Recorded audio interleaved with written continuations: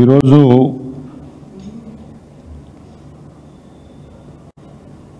చూస్తే జూబ్లీహిల్స్ నియోజకవర్గంలో నగర ఇన్ఛార్జ్ మంత్రి పొన్నం ప్రభాకర్ గారు, వ్యవసాయ శాఖ మంత్రి తుమ్మల నాగేశ్వరరావు గారు, కార్మిక శాఖ మంత్రి వివేక్ వెంకటస్వామి గారు, నగర మేయరు విజయలక్ష్మి గారు, కలెక్టరు ఓ పెద్ద మంది మార్బలంతో కొన్ని సీసీ రోడ్లకు శంకుస్థాపన చేసింది. నాకు అర్థం కాలేదు ఏంటంటే, గత 18 నెలల కాంగ్రెస్ పరిపాలనలో నగరంలో పరిస్థితులన్నింటినీ కూడా అస్తవ్యస్తం చేసింది కాంగ్రెస్ పార్టీ. పరిపాలన అంతా కూడా మంటగలిసిపోయింది. చాలా చోట్ల వీధి దీపాలు కూడా వెలుగుతలేవు. అట్లాంటిది అలా సడన్గా జూబ్లీహిల్స్ నియోజకవర్గం సరిహద్దులు ఎక్కడున్నాయి, ఎన్ని డివిజన్లు ఉన్నాయి, ఎక్కడ బస్తీలు ఉన్నాయి, ఏ కాలనీలు ఉన్నాయి, జూబ్లీహిల్స్ నియోజకవర్గ ఆనుపానులు కూడా తెలవని కాంగ్రెస్ పార్టీ మంత్రులు ఇవాళ మా శాసనసభ్యుడు మరణం తర్వాత ఉప ఎన్నిక వస్తుందనే ఉద్దేశంతో ఇవాళ రోజు పర్యటనలు చేస్తూ ఉన్నారు. జూబ్లీహిల్స్ ప్రజలు ఆశ్చర్యపోతూ ఉన్నారు. 18 నెలలుగా అక్కడ ప్రజల వైపున తరపు నుంచి అక్కడ మా దివంగత శాసనసభ్యుడు కానీ, మా కార్పొరేటర్లు కానీ అనేక అంశాలపై ఇచ్చినటువంటి రిప్రజెంటేషన్లను పట్టించుకోని వాళ్ళు, జూబ్లీహిల్స్ ప్రజల యొక్క కష్టనష్టాలు పట్టించుకున్న వాళ్ళు, నగరంలో ఒక నియోజకవర్గం ఉందో లేదో తెలియనటువంటి మంత్రులు ఇవాళ పొద్దున్న లేస్తే అక్కడికి వచ్చి వాళ్తూ ఉన్నారు. మా ప్రజలు ఆశ్చర్యపోతూ ఉన్నారు. అబ్బా, సడన్గా కాంగ్రెస్ పార్టీకి ఇంత ప్రేమ ఎందుకు వచ్చింది? రాష్ట్ర వ్యవసాయ మంత్రికి జూబ్లీహిల్స్లో సీసీ రోడ్ శంకుస్థాపనకు ఏం సంబంధము? కార్మిక బాగోగులు చూడాల్సినటువంటి వాళ్ళు ఒకవైపు పరిశ్రమల్లో ప్రమాదాలు జరుగుతూ ఉన్నాయి, సరైన పర్యవేక్షణ లేదని చెప్తుంటే కార్మిక శాఖ దాని సంబంధిత శాఖల యొక్క బాగోగులు చూడాల్సినటువంటి ఒక మంత్రి, నగర ఇన్ఛార్జ్ అయితే అన్ని నియోజకవర్గాలను చూడాల్సినటువంటి మంత్రి, సొంత డివిజన్లో సమస్యలు కూడా చూడని మేయరు, నగరంలో కుక్కల బెడద ఉంది, శానిటేషన్ సమస్య ఉంది, జిహెచ్ఎంసీ పాలన మొత్తం అస్తవ్యస్తంగా తయారైంది, రోజుకు అవినీతి అధికారి దొరుకుతున్నాడు. ఆ అంశాలు పట్టనటువంటి మేయరు ఈ నలుగురు కూడా ఏదో అదరాబాదరాగా ఇప్పుడేదో జరిగిపోయినట్టు ఇవాళ జూబ్లీహిల్స్లో రోజు పర్యటన చేస్తూ ఉన్నారు. ఒకవైపు నగరంలో అనేక సమస్యలు ఉన్నాయి. నేను ఇప్పుడు చెప్పాను, మాటలు చెప్తూ కాలం గడుపుతున్నారు తప్పితే కేసీఆర్ గారి ప్రభుత్వం మొదలుపెట్టి ఆల్మోస్ట్ పూర్తి చేసినటువంటి యొక్క ఫ్లైఓవర్లు ఆ కొద్ది కంప్లీట్ చేసి రిబ్బన్లు కట్ చేస్తున్నారు తప్పితే హైదరాబాద్ నగరానికి కాంగ్రెస్ పార్టీ ప్రభుత్వం చేసిందేమీ లేదు. ఇవాళ అనేక చోట్ల నేను మొన్న షేక్పేట పోయాను,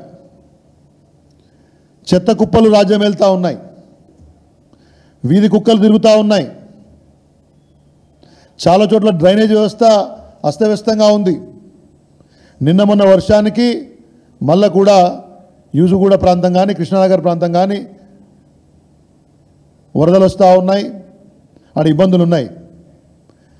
మా కార్పొరేటర్లు కానీ మిగతా వాళ్ళు ఇచ్చిన ప్రతిపాదనలు పట్టించుకొని ప్రభుత్వం ఈ నాయకులు ఇవాళ ఏదో ఉప ఎన్నిక వస్తుంది కాబట్టి ప్రజలను ఏదో మెప్పించాలా, మభ్యపెట్టాలా అని చెప్పేసి మాట్లాడుతూ ఉన్నారు. తుమ్మల నాగేశ్వరరావు గారు మాట్లాడితే నేను చూశాను. జూబ్లీస్ ప్రజలు తెలివైన నిర్ణయం తీసుకోవాలి.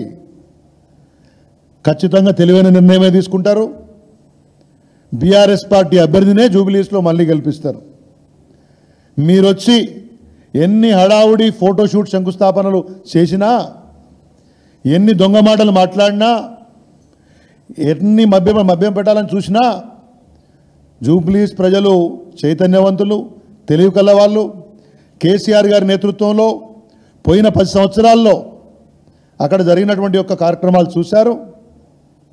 కాబట్టి ఎక్కడ కూడా మీ యొక్క దొంగ మాటలు నమ్మే పరిస్థితి లేదు.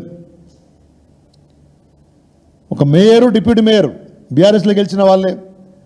ఇద్దరు కార్పొరేటర్లు గెలిచిన కాంగ్రెస్ పార్టీ వాళ్ళ నగరం లేదో జిహెచ్ఎంసీ మా ఆధీనంలో ఉందని, మా స్థానిక కార్పొరేటర్ గారిని వెంగళరావు నగర్ డివిజన్కి బీఆర్ఎస్ పార్టీ కార్పొరేటర్ ఉన్నారు. వారిని గౌరవించాల్సిన అవసరం ఉంది.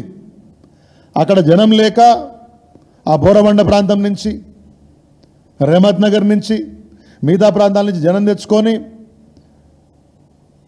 మీటింగులు పెట్టి ప్రగల్భాలు పలికితే, ఏదో కొత్తగా మేము బ్రహ్మాండంగా చేస్తున్నామని చెప్పి ప్రజల్ని మభ్యపెట్టే ప్రయత్నం చేస్తే ఈ పప్పులేవి జూబ్లీస్లో ఉడకవనే విషయాన్ని కూడా నేను కాంగ్రెస్ పార్టీ నాయకులకు చెప్పదలుచుకున్నాను.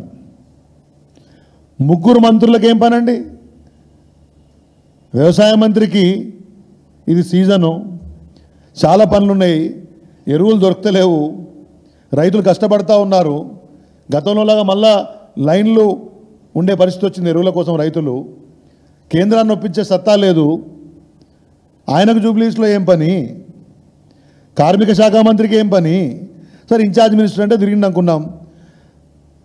మేయర్ సొంత డివిజన్లో పరిస్థితులు బాగాలేవు అంటే ఒక జూబ్లీస్కే ఇట్లా ముగ్గురు మంత్రులు, మేయర్లు అందరు కలిసి వస్తారా? నగరంలో ఉన్నటువంటి మిగతా అన్ని నియోజకవర్గాలకు ఏ సీసీ రోడ్డు శంకుస్థాపన అయినా, ఏ డ్రైనేజ్ శంకుస్థాపన అయినా కానీ వస్తారా అని చెప్పి నేను ప్రశ్నిస్తూ ఉన్నాను. రేపని చూడాలా, ప్రతి నియోజకవర్గానికి ఇట్లనే వస్తారా, మరి ఇక్కడికే వస్తారా? ఈ సడన్ ప్రేమలు ఎందుకని చెప్పి అక్కడ మా ప్రజలు జూబ్లీస్ వాళ్ళు అనుకుంటున్నారు. వీళ్ళ యొక్క వృధా ప్రయాస చూసి నవ్వుకుంటున్నారు. కాంగ్రెస్ పార్టీ నాయకులకు శ్రమ అక్కర్లేదు. ఇప్పటికే జూబ్లీస్ ప్రజలే కాదు, రాష్ట్ర వ్యాప్తంగా ప్రజలు నిర్ణయించుకొని ఉన్నారు. ఎప్పుడు ఏ ఎన్నిక వచ్చినా, రేపు జూబ్లీస్ ఉప ఎన్నికతో పాటు రాష్ట్రంలో స్థానిక సంస్థలకు ఎన్నికలు జరగబోతూ ఉన్నాయి. కోర్టు ఆదేశం ఉంది. అవి జడ్పీటీసీ కావచ్చు, ఎంపీటీసీ కావచ్చు, సర్పంచులు కావచ్చు, పెద్ద ఎత్తున బీఆర్ఎస్ పార్టీ విజయం సాధించబోతోంది. ఇది తెలిసి వాళ్ళేదో కుప్పిగంతులేసే ప్రయత్నం చేస్తూ ఉన్నారు. ఇవాళ నగరంలో విధ్వంసం సృష్టించారు. హైడ్రా పేరుతోటి, మూసీ సుందరీకరణ పేరుతోటి, ఒకవైపు ట్రాఫిక్ అస్తవ్యస్తము, అసలు నగరంలో పాలన ఉందా లేదా, ప్రభుత్వం ఉందా లేదా అన్నంతగా ఉన్న పరిస్థితులలో ఉప ఎన్నిక ఉంది కాబట్టి ఏదో వందలాదిగా కార్లు వేసుకొని కిరాయి మనుషులు తెచ్చుకొని వచ్చి తిరిగితే ఆడ మీరేమీ విజయం సాధించేది లేదు. కాబట్టి దొంగ ప్రేమలు మాని ఏమైనా జూబ్లీస్ నియోజకవర్గానికి శాశ్వత ప్రాతిపదికన పనికొచ్చేటటువంటి పనులు ఏమైనా ఉంటే చేయండి. కానీ ఎన్నికల పర్యటనలు చేస్తే, సీజనల్ రాజకీయాలు చేస్తే, ఎన్నికల్లో టూరిస్టులాగా వచ్చే రాజకీయ నాయకుల్ని జూబ్లీస్ నమ్మదనే విషయాన్ని కూడా నేను మీకు చెప్తూ ముగిస్తున్నాను. ధన్యవాదాలు.